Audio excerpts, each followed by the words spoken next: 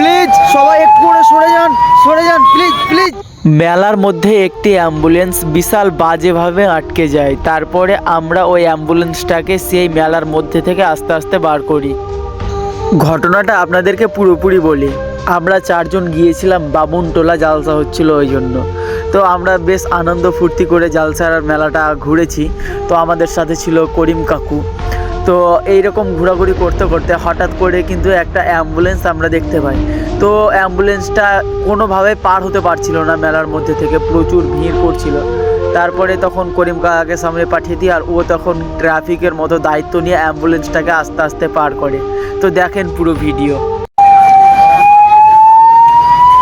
সবাই একটু করে চেপে যাবেন, সরেন দেখি যেতে দেন, একটু করে সাইড দেন, সবাই সাইড দেন, সরে দাঁড়ান, গাড়িটা পার করতে দেন প্লিজ। সবাই একটু করে সরে যান প্লিজ প্লিজ, একটু সাইড দেন